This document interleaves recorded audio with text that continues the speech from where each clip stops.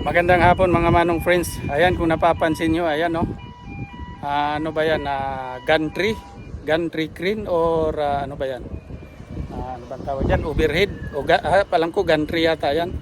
So bakit tayo nandito? Ayan, may bago tayong truck.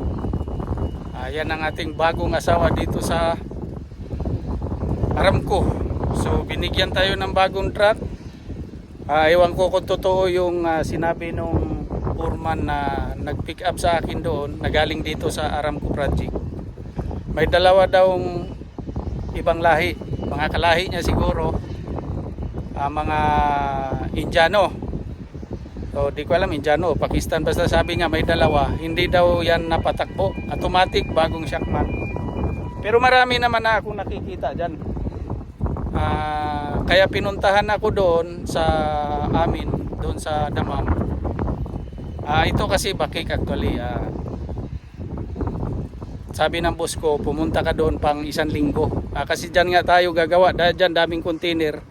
Parang mag-dry run o ano ba yan. Basta ititesting nila kung ano man yung gagawin. Hindi pa natin alam.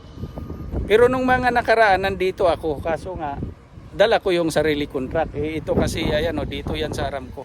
So ikutan natin.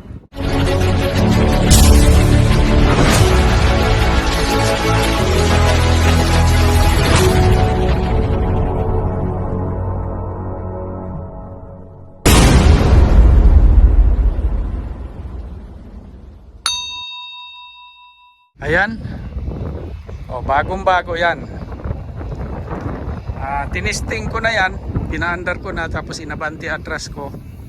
So sinabi ko doon sa engineer kanina, kailangan ko ng tubig para bukas kasi lilinisin. Pang container lang talaga siya. Ayan, 3 axle kung nakikita nyo. Kanina na-testing ko na to mga manong friends. Ayan sila, nagte-testing ngayon, no? O, di ba? At ito nga ang mga manong friends, ayan. Ikutan natin ulit, punta tayo sa harap. At ipakita ko sa inyo, napakalapad ng ano nito. Cabin, napakaganda, sarap tulugan. Ito talagang masarap tulugan. Yung truck ko kasi ano ang nakalapad dito sa cabin ito. Kasi yan parang may extra, may upo. Ang lapad ng ano dito. Ang kama sa likod, napakalapad. Ayan mga manong friends, oh. So pakita ko lang. Yan, napakalapad na bed. Biruin mo yan, oh, napakalapad niyan. At hindi lang yan, double siya, double dick. Ayan, double dick yan. So mga katulad sa Pinas na may pahinante. Ayan, no. Pwede kayong matulog dalawa, pahinante sa taas, ikaw dito. So kung saan nyo gusto. Napakaganda talaga. So hindi mo na pwedeng sabihin yung mga truck ng China ngayon ay mga basta-basta. Ano na rin sila, high-tech. Ayan, may mga cabinet. Ayan, oh.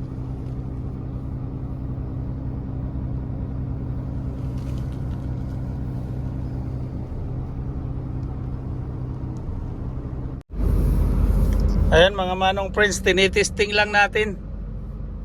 So inabanti natin tapos nag U-turn tayo. Ayan.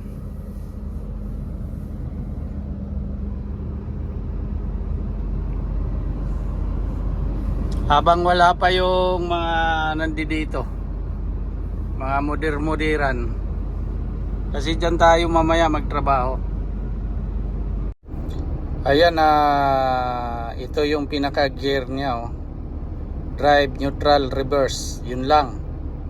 Pag nilagay mo sa drive, makikita mo dyan, nakalagay na yung M sa taas, ang nakalagay E.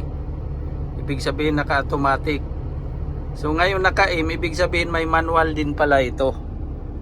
Pero hindi ko pa na-try kasi nga first time natin dito. At dito yung manual. Ayan, oh.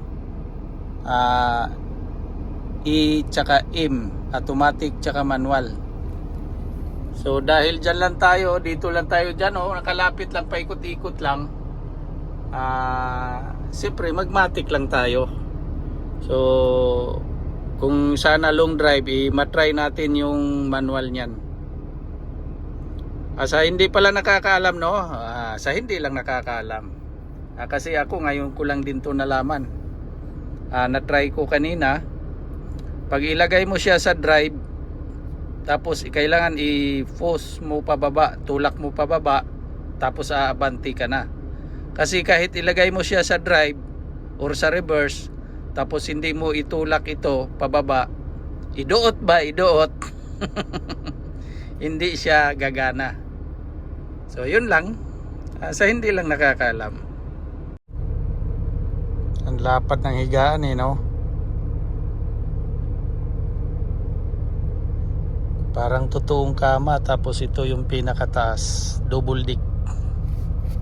Yan. Tapos yung mga kabi-kabinet niya. Oh, lalaki.